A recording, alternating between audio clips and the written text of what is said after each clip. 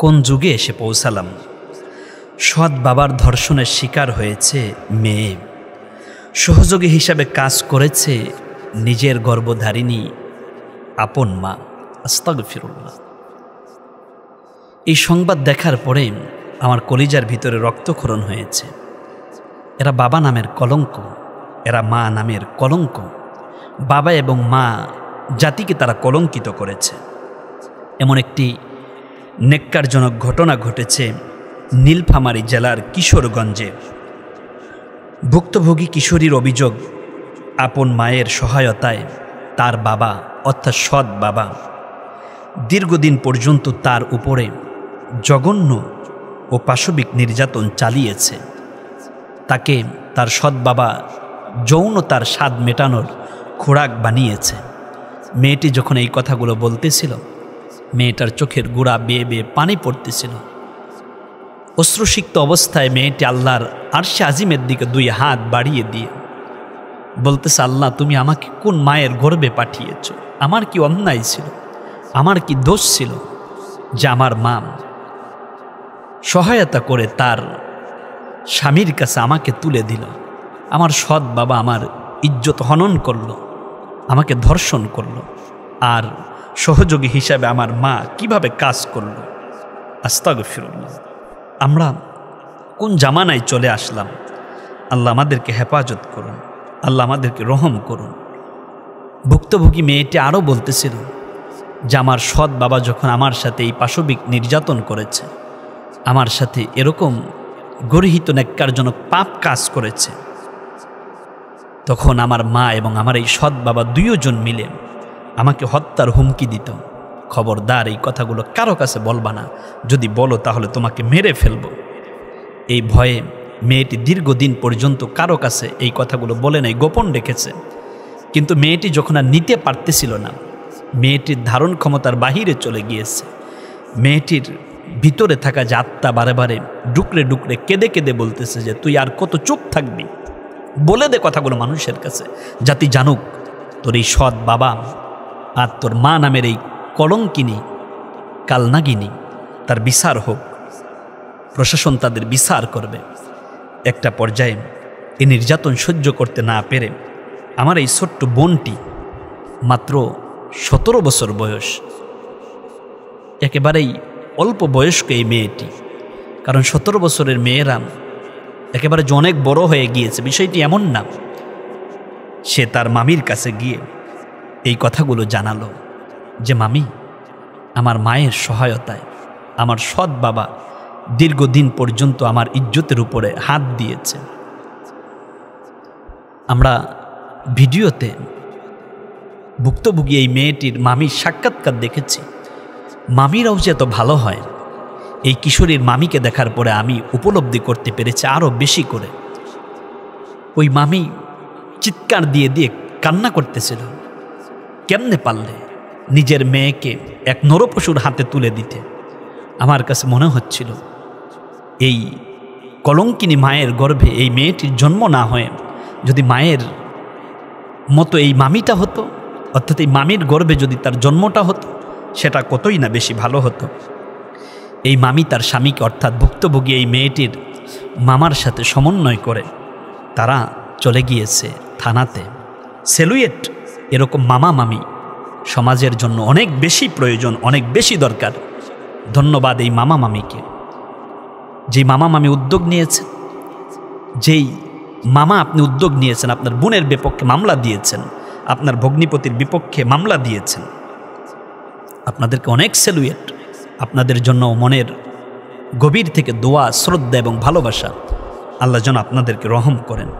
আর আমার এই ছোট্ট যেই বোন, তুমি বুকে সৎ সাহস নিয়ে সত্য কথাগুলো উচ্চারণ করেছ, এই ঘটনাগুলো যদি তুমি আরও আগে বলে দিতে সেটা আরও বেশি ভালো হতো।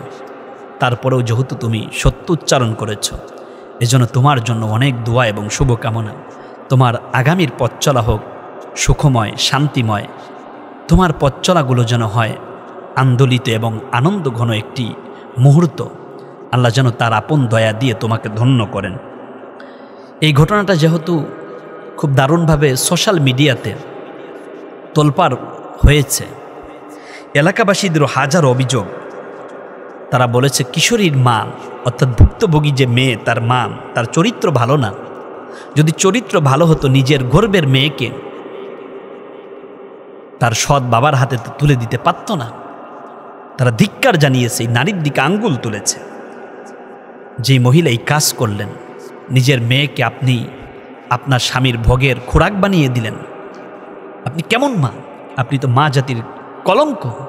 আপনার জন্য এদেশের কোটি কোটি মাদের বদনাম হচ্ছে। কারণ মারা তো এমন হয় না, মায়েরা অনেক দরদি হয়, অনেক মরমী হয়। মায়েদের ভালোবাসা যে কত দামি, এই পৃথিবীতে মায়ের মতো ভালোবাসা আর কেউ দিতে পারে না।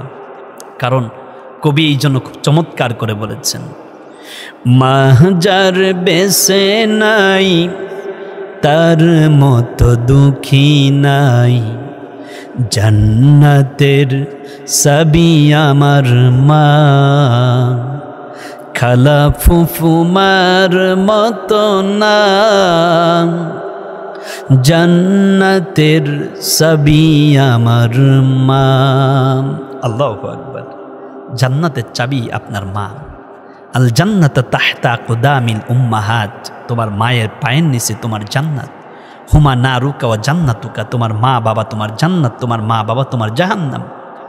কিন্তু যেই মা তার নিজের গর্বের সন্তানকে তার স্বামীর হাতে তুলে দিয়েছে, এর চাইতে পাষণ্ড মা, এর চাইতে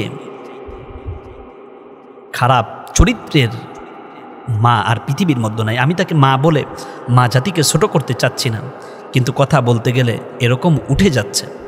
ওকে মা বললে তো পাপ হবে, ও তো মা না, এ পৃথিবীর নিকৃষ্ট সন্তান, নিকৃষ্ট মহিলা। আমার মনে হয় যে প্রশাসনের উচিত এই দুইটাকে করস ফায়ার দিয়ে শেষ করে দেওয়া। এলাকার মানুষ বলেছে এই কিশোরীর মায়ের চরিত্র ভালো না। চরিত্র ভালো হলে তো নিজের গর্বের মেয়েকে স্বামীর কাছে দিয়ে দিতে পারতো না। সে যেরকম খারাপ চেয়েছিল তার মেয়েটাকে খারাপ বানানোর জন্য, কিন্তু মেয়েটার শরীরের মধ্যে তো মানুষের রক্ত আছে। এই জন্য এই কিশোরী সত্যগুলো তার মামা মামির কাছে বলে দিয়েছে। একটা পর্যায়ে মামলা হয়েছে। মামলা হবার পরে এদের দুজনকে গ্রেপ্তার করা হয়েছে।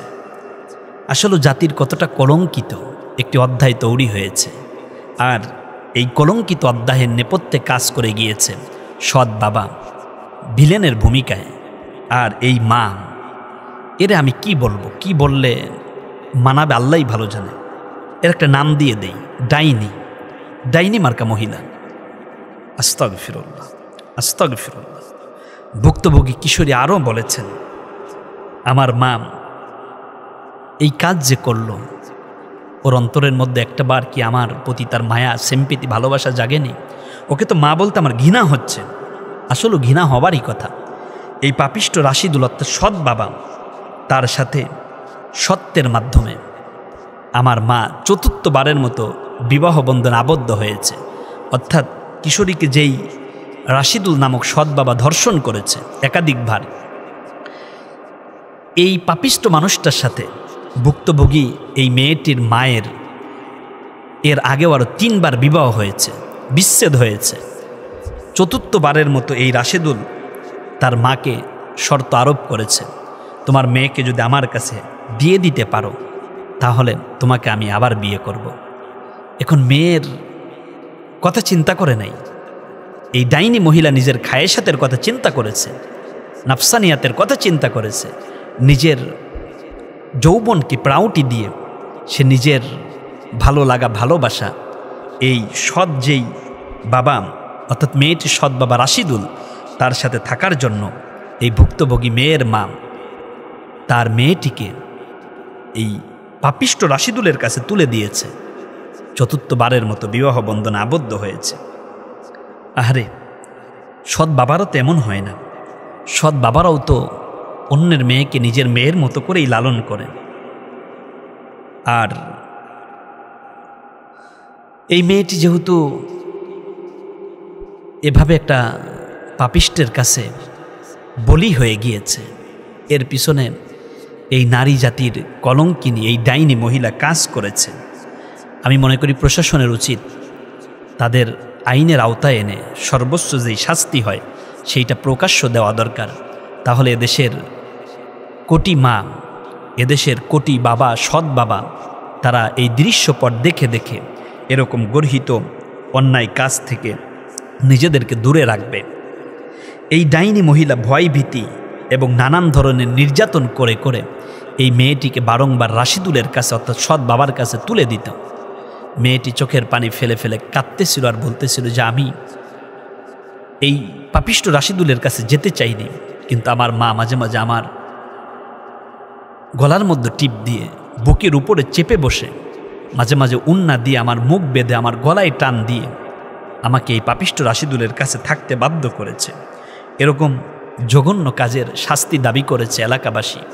আমরাও সোশ্যাল মিডিয়ার মাধ্যমে এই ডাইনি মহিলা, পাপিষ্ট রাশিদুল অর্থাৎ সৎ বাবা, তাদের সর্বোচ্চ শাস্তি এই জমিনে প্রকাশ্যে মৃত্যুদণ্ড কামনা করছি। প্রশাসন, আপনারা এই পাপিষ্ট রাশিদুল এবং ডাইনি মার্কা এই মহিলার যদি জনসম্মুখে ফাঁসি দিতে পারেন, মৃত্যুদণ্ড ঘটাতে পারেন, তাহলে যেমন মানুষের আইনের প্রতি শ্রদ্ধা, ভক্তি, ভালোবাসা বাড়বে, এই দৃশ্যপট দেখে এরকম গর্হিত পাপ কাজ করার মতো দুঃসাহস আর কেউ দেখানো বহু দূরের কথা, চিন্তাও করতে পারবে না।